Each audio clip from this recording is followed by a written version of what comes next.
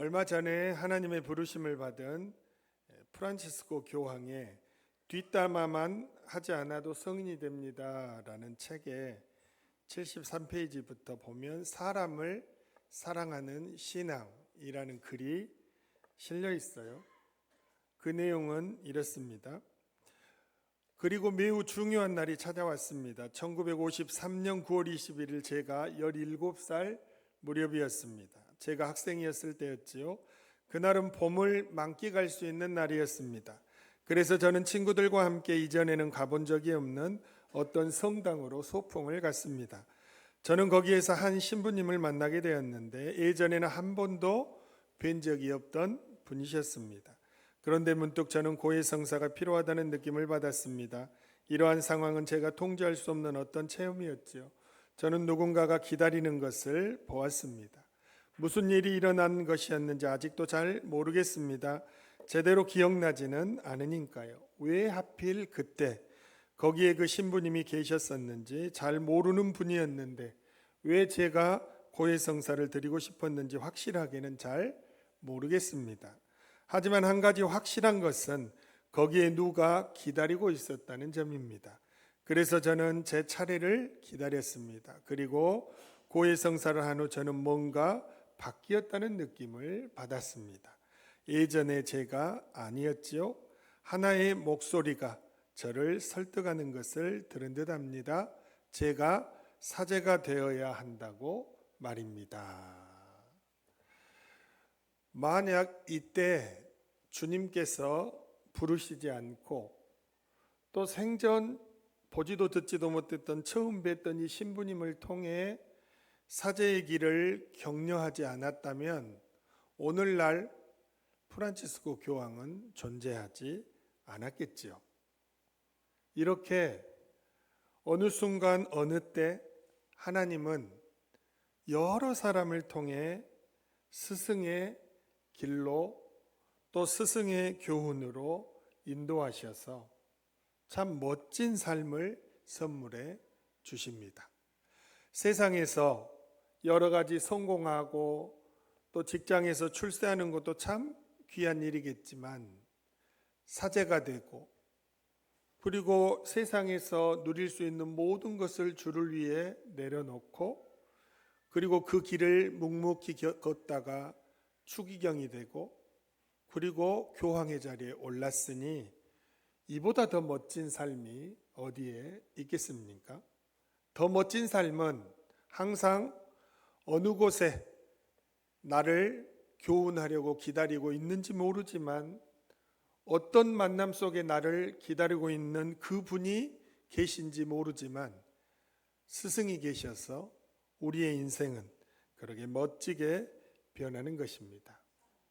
홍승환 작가의 스승이 필요한 시간이라는 책은 스승과 제자 여러 사이를 책으로 엮어 놓았어요.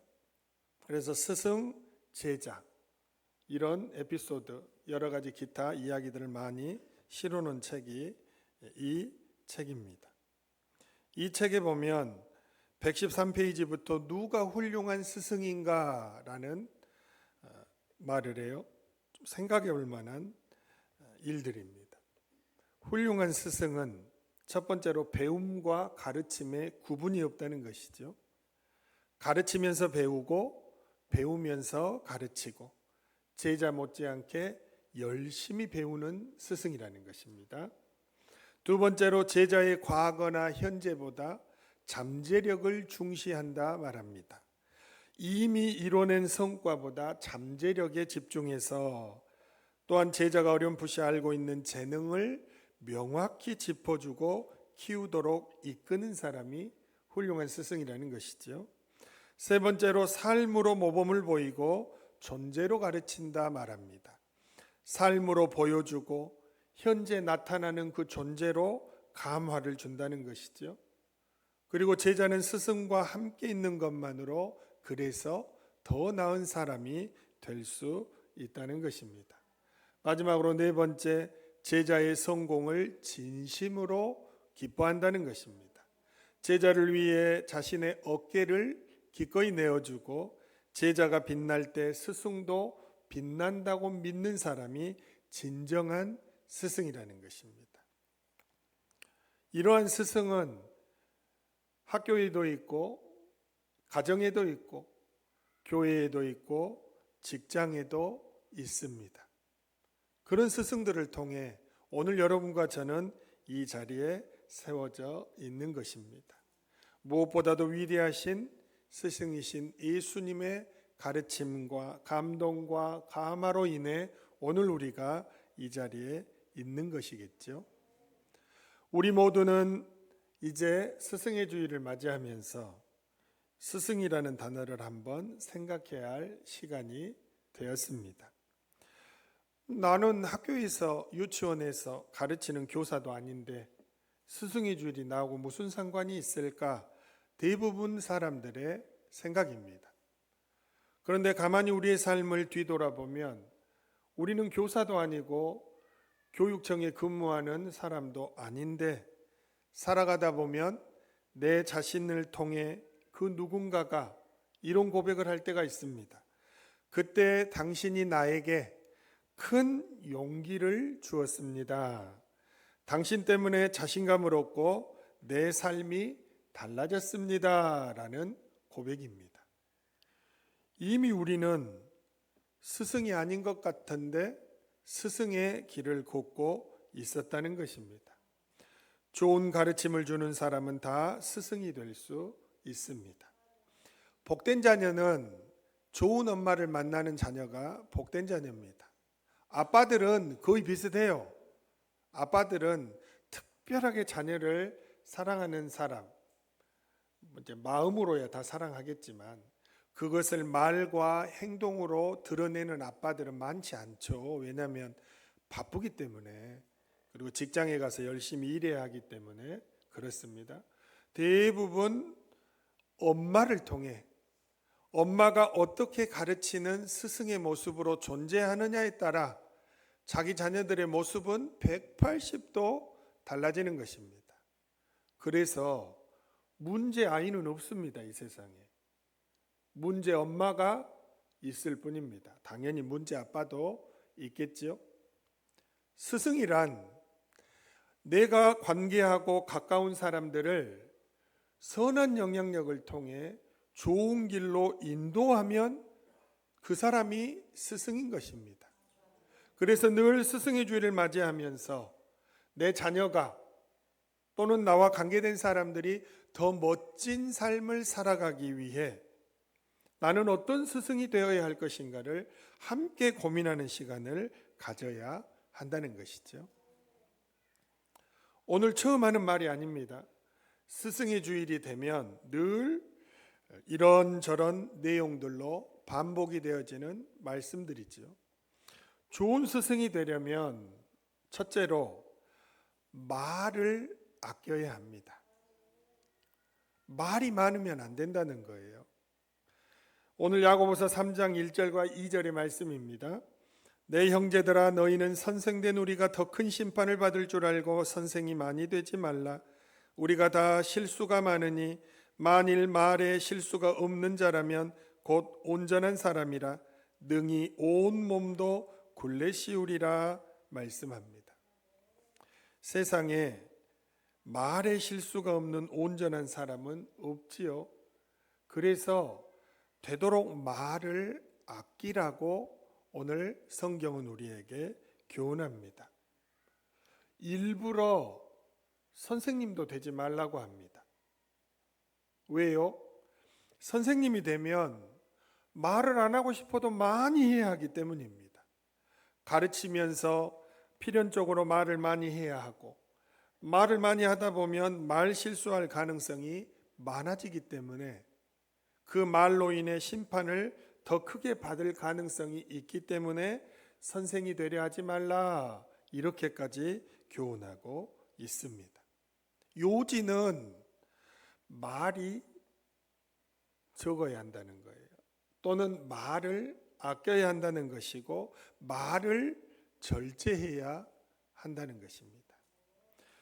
구약성경 잠언 10장 19절에 주님은 우리에게 말씀하십니다.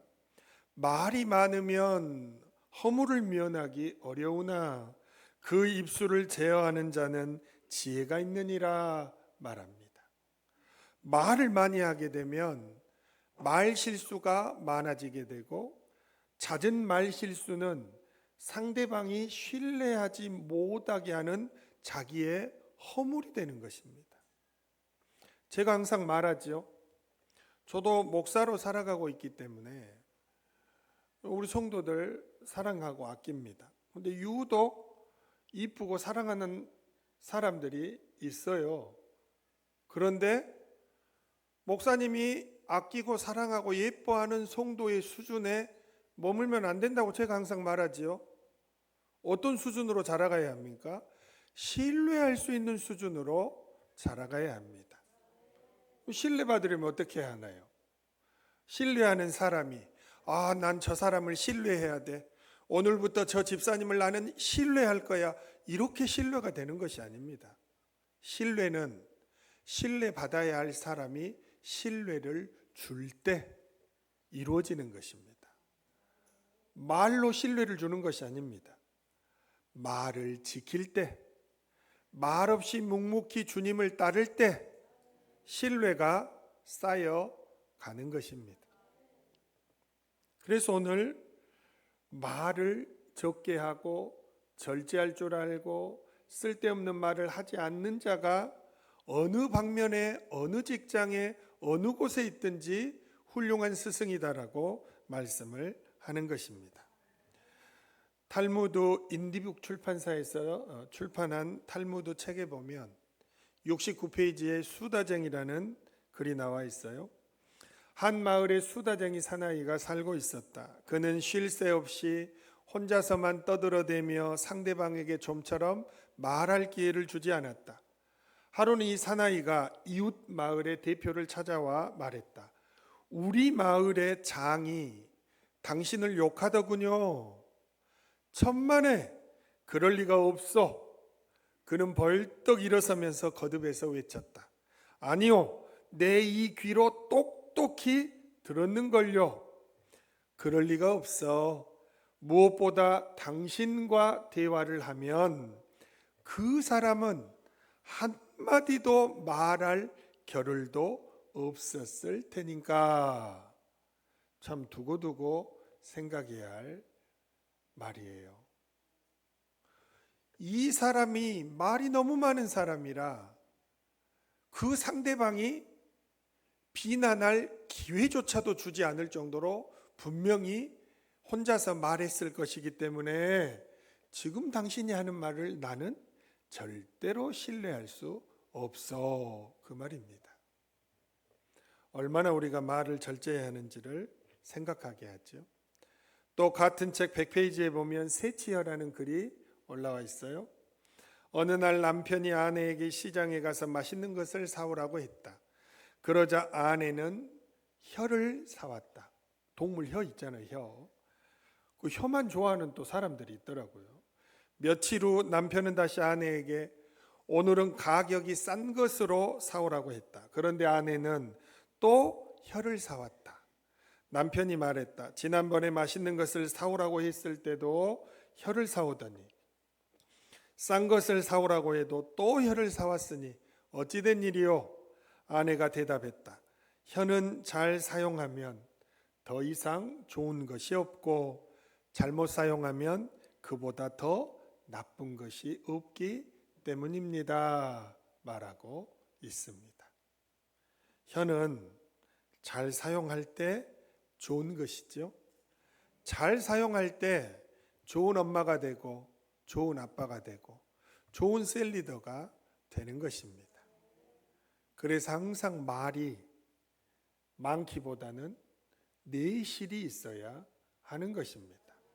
해야 할 말은 하고 쓸데없는 말은 하지 않고 말을 아끼고 절제할 줄 아는 것, 그게 바로 좋은 스승의 길로 가는 것인 줄 믿습니다. 두 번째로 좋은 스승은 싫은 사람에 대한 말의 실수도 없는 사람, 없을 수는 없겠죠. 줄이는 사람입니다. 두 사도 바울과 바나바의 언쟁은 사도행전 중간쯤에 큰 이슈를 보여주는 내용입니다. 오늘날로 이야기하면 대사도들 두 분이서 막 심히 다퉜다고 말씀해요. 왜 다퉜냐? 세번역 성경으로 사도행전 15장 38절을 보면, 그러나 바울은 밤빌리아에서 자기들을 버리고 함께 일하러 가지 않은 그 사람을 데리고 가는 것을 좋게 여기지 않았다 말합니다. 마가가 믿음도 없고 유약하고 의리가 없어서 함께 선교여행을 떠났다 중간에 돌아갔다는 것이죠. 그런 허약한 청년은 다시 데려갈 수 없다. 죽어도 마가는 안 된다. 사도 바울의 주장이었습니다. 그래서 심히 다투고 갈라지게 되었습니다. 나중에 사도 바울이 이제 죽을 때가 가까웠을 때 썼던 디모데후서 4장 11절에 이렇게 말합니다. 누가만 나와 함께 있느니라. 네가 올 때에 마가를 데리고 오라. 그가 나의 일에 유익하니라 고백합니다. 여러분, 사람은 항상 제자리에 있지 않습니다. 나중에 보면 훌륭하게 성장한 이들이 있습니다. 그래서 청년들을 무시하지 말라는 말이 있습니다. 절대 청년들, 현재의 청년들의 모습을 보고 무시하지 말라는 것이죠. 나중에 어떤 사람이 될지 아무도 모른다는 것입니다. 여러분, 사도 바울이 만약 그때 그럴 수도 있지, 어리고 또 마가는 상당히 부유한 집에서 자랐던 청년 같아요. 집이 컸으니까, 다락방이 엄청나게 클 정도로 컸으니까. 그러면 그럴 수 있지요. 그렇게 만약에 마가를 이해해 주었다면 얼마나 더 좋았겠습니까? 아쉬움과 후회가 남는 부분입니다. 여러분과 저도 마찬가지입니다. 싫은 사람, 그 사람의 현재가 나중에는 어떻게 변화할지 모릅니다. 그래서 설령 싫은 사람이 있더라도 그 사람에 대한 실수, 말에 대한 실수를 줄일 줄 아는 것, 그것이 바로 좋은 스승의 모습입니다. 여러분, 자녀들이 혼동해요. 집에서는 막 목사님 비판하고 셀리더 비판하고 누구 장로님 비난하고 해놓고 언젠가 또 자기 자녀가 이렇게 보면 막 목사님하고 잘 지내고 장로님하고 잘 지내고 자기가 막 비판했던 집사하고 잘 지내는 거 보면 자녀들이 혼동이 옵니다. 뭐야? 욕할 때는 언제고?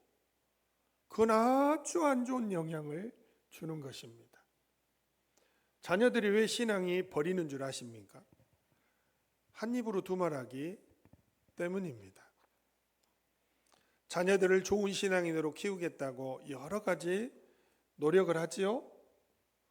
가장 심혈을 기울여야 할 노력은 절대 자녀들 앞에서 비판하지 않아야 합니다.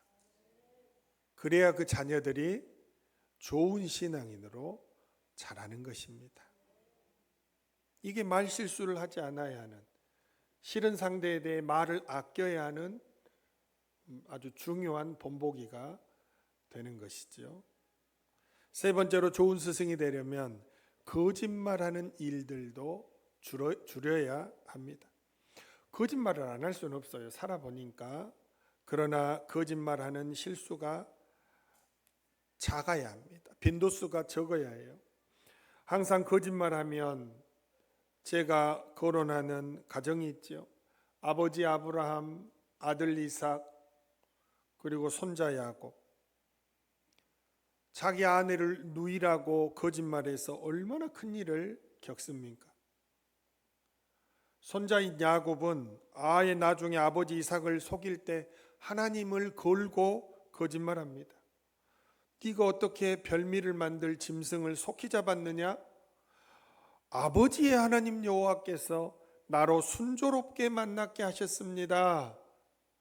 거짓말의 강도가 이렇게 세지는 것입니다. 거짓말은 그 묘한 흡수력이 있습니다.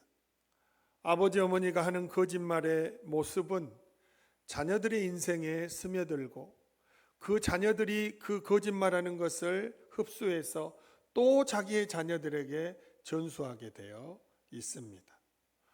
여러분, 왜 결혼할 때 가문을 봅니까? 여러분, 왜 결혼할 때 그 가정을 봐요? 이 청년만 괜찮으면 되지, 이 아가씨만 괜찮으면 되지, 왜 그 가정을 들여다보고 그 딸의 엄마를 봐야 하고 그 아들의 아버지를 보아야 하고 왜 할아버지 할머니를 보아야 하냐 그 말이에요. 좋은 가문, 좋은 가정은 위로부터 흘러오는 것입니다. 절대 가문을 무시할 수 없는 거예요. 인품이, 인격이, 신앙이 절대 벗어날 수 없는 것입니다. 그래서 우리는 결혼할 때 아는 사람 또는 그의 가족, 그의 아빠 엄마를 그래서 유심히 살펴보는 것입니다. 물론 개척의 은사가 있는 사람은 자기 아버지 어머니 때까지는 엉망이었어요. 그런데 자기가 예수님을 만나서 자기 때부터 좋은 신앙의 가문을 만들어야 하는 개척의 은사가 있는 사람들이 있습니다. 지금 그런 분들을 제가 보고 말하는 것이 아닙니다. 좋은 성품은 조상들로부터 이어져 내려오는 것입니다. 사랑하는 여러분, 거짓말도 똑같습니다. 거짓말 잘하는 부모 밑에 거짓말 잘하는 자녀가 생기는 것입니다. 얼마나 끔찍합니까? 우리의 자녀들이 정직하고 바르고 착하고 신실한 사람으로 자라야 하는데 그 다름 아닌 부모에게서, 스승에게서 거짓말을 배운다면 어찌 되겠습니까?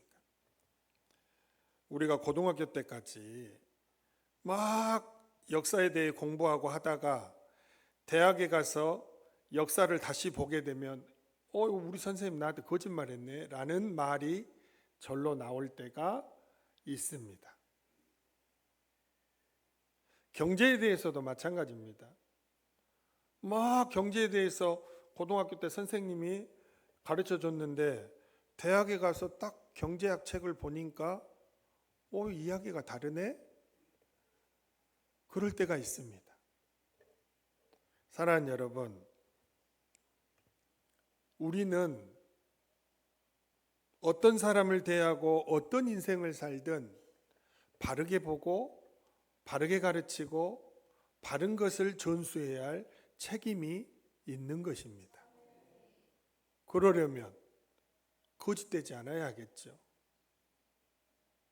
정직하게 살려고 하면 그래서 핍박이 많은 것입니다. 이번에도 내란 사태 때문에 많은 군 장성들이 체포됐잖아요. 끝까지 대통령이 국회의원들 끌어내라 했다고 주장했던 사령관 그 한 분만 끝까지 그렇게 주장을 했어요. 그런데 헌법재판소에서 내란이라고 인용이 되면서 그 혼자서 진실을 이야기했던 장성은 다시 모든 것이 다 회복이 되었습니다. 진실은 송곳과 같아서 언젠가는 뚫고 나오기 마련입니다. 아마 그 장군의 자녀들은 앞으로 교육이 필요 없을 것입니다. 자기 아버지가 보여주었던 진실을 지키는 모습, 그러면서 핍박을 받는 모습을 통해 이미 그 자녀들은 훌륭한 자녀들이 될 토양분을 얻었을 것입니다. 사랑하는 여러분, 사람들이 다 저것이 옳다 해도 틀리다고 말할 수 있는 능력이 있어야 합니다. 사람들이 이것이 다 틀리다 해도 옳다고 볼 수 있는 눈이 있어야 합니다. 그게 좋은 스승이 되는 길입니다. 그러기 위해서는 한 손에 성경을 들고 한 손에 신문을 들고 한 손에 책을 들고 부지런히 공부하고 배워야 합니다. 좋은 스승은 제자처럼 배우고 또 가르치고 제자보다 더 열심히 배우고 열심히 가르치는 것이 좋은 스승인 것입니다. 그런 모습에서 훌륭한 사람들이 나오는 것이겠죠. 사랑하는 여러분, 우리 모두가 거짓말을 하지 않을 수는 없지만 정직하게 가르칠 수 있는 능력의 사람들이 되도록 각자 삶의 모습에서 최선을 다해 진리를 꿰뚫는 통찰력을 키워야 할 줄 믿습니다. 그러면 이렇게 좋은 스승이 되기 위해서 우리가 신앙적으로 할 수 있는 일은 뭐가 있을까? 두 가지지요. 하나는 다윗처럼 기도하는 것입니다. 다윗이 어떻게 기도했습니까? 시편 141편 3절입니다. 여호와여 내 입에 파수꾼을 세우시고 내 입술의 문을 지키소서 고백합니다. 다윗은 항상 기도했습니다. 하나님, 내 입에 파수꾼을 세워서 내 입술의 문을 지켜 주십시오. 그랬기 때문에 자기 자신을 저주했던 시므이 앞에서도, 원수처럼 달려들어 늘 죽이려 했던 사울왕 앞에서도 말로 저주하거나 말로 비난을 퍼붓는 실수를 하지 않았습니다. 주님, 내 입술에 파수꾼을 세워주시고 오늘도 내 입술의 문을 지켜 주옵소서. 특별히 사랑하는 자녀들 앞에서 이 입술을 지킬 수 있는 지혜를 주옵소서. 기도해야 한다는 것이죠. 그리고 두 번째는 사도 바울의 교훈을 따라 기도하며 성령 충만으로 무장해야 합니다. 에베소서 4장 24절 말씀입니다. 하나님을 따라 의와 진리의 거룩함으로 지으심을 받은 새 사람을 입으라 말합니다. 거룩함으로 지으심을 받은 새 사람을 입으라라는 말씀은 성령의 능력으로 힘입은 새로운 사람이 되라 그 말입니다. 성령의 능력으로 새로운 사람을 입은 사람에게 나타나는 삶의 특징은 뭘까? 바로 뒤이어 에베소서 4장 25절에 말합니다. 그런즉 거짓을 버리고 각각 그 이웃과 더불어 참된 것을 말하라. 이는 우리가 서로 지체가 됨이라 말합니다. 성령의 능력으로 무장하고 새 사람이 된 사람의 입에서는 첫 번째로 거짓을 버리게 되고 두 번째로 서로 참된 말을 하는 사람이 된다라고 우리에게 교훈합니다. 오늘은 스승의 주일입니다. 우리가 늘 아는 스승의 노래처럼 스승의 은혜는 하늘 같아서 우러러 볼수록 높아만 지네. 참되거라 바르거라 가르쳐 주신 스승은 마음의 어버이시다 노래합니다.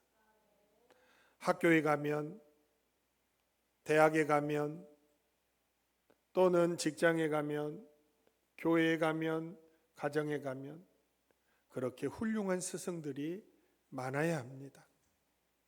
훌륭한 스승의 길을 걷는 이들이 많아야 합니다. 그러려면 어떻게 해야 합니까? 오늘 우리가 고민했던 것입니다. 제가 이번 주는 셀 예배가 있는 주간이라 설교 요약을 읽어드리면서 설교를 마치도록 하겠습니다.